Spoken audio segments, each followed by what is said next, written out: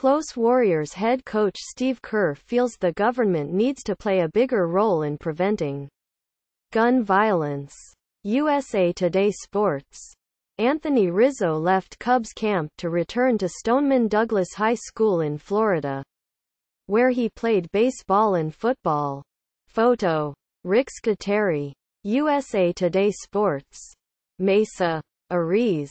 Of all the messages of support and condolence Anthony Rizzo has received since learning about Wednesday's mass shooting at his old high school, perhaps none carries as much empathy as Chris Bryant's words. It was less than 5 months ago that Bryant experienced an eerily similar nightmare to the one Rizzo and so many members of the Marjory Stoneman Douglas High community in South Florida are enduring now. Bryant's sister-in-law and several friends were among those who escaped the shooting rampage at a Las Vegas concert in October that left 58 dead and hundreds injured. More.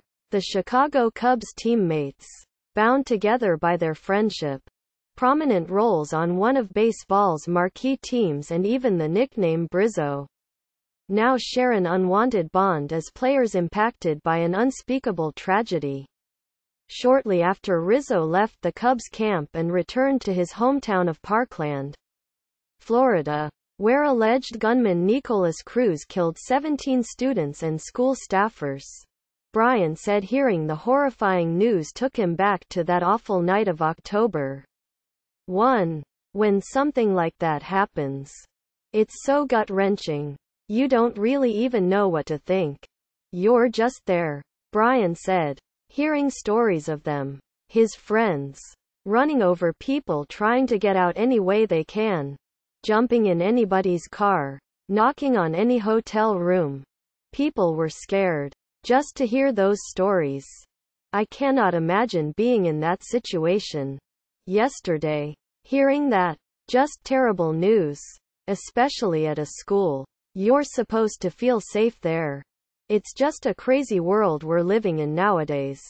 The concert-goers Bryant knew escaped unharmed, but the tragedy had a major impact on his hometown, much the way Wednesday's shooting is affecting Rizzo's community. Rizzo may be impacted more directly. ESPN reported he played football for Aaron Feis, the assistant coach and security guard who died trying to shield students during the attack. Rizzo, winner of the Roberto Clemente Award for his community service last year, not only still lives in Parkland but retains ties to the school. In November he donated $150,000 for the installation of lights on the baseball field. He also took batting practice at Douglas High during the offseason, according to teammate and fellow South Florida native Albert Almora. On Wednesday, Rizzo tweeted a message of support and a call for action that said, "Parkland and Coral Springs, please stay strong. This is out of control and sick. Our country is in desperate need for change. I hope in this darkest of times back home this brings everyone together and we can find love. You're all in my prayers."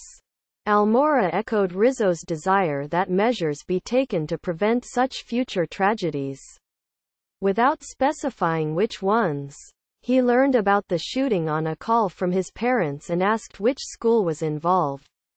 "They told me Douglas and I'm, oh, my God, that's where Riz went," said Almora, who looked visibly shaken when addressing news reporters and later shared a heartfelt hug with Bryant. "I had played there. I personally don't know anybody there. But still, it's part of the South Florida family. It's super unfortunate, not having a son yourself and putting yourself in parents' situation right now. It's miserable."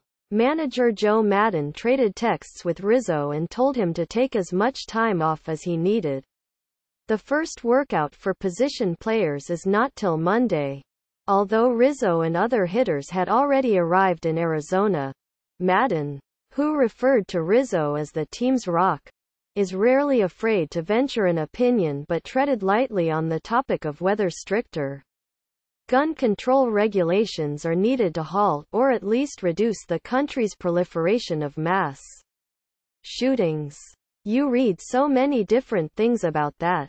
And of course, then you start being clumped into different mindsets. Madden said, "There's got to be something to be done about that. There has to be. More specifically, I don't know enough. Except it doesn't make any sense that an automatic rifle has to be in anybody's hands. I don't understand that." At least two of his players probably feel the same way.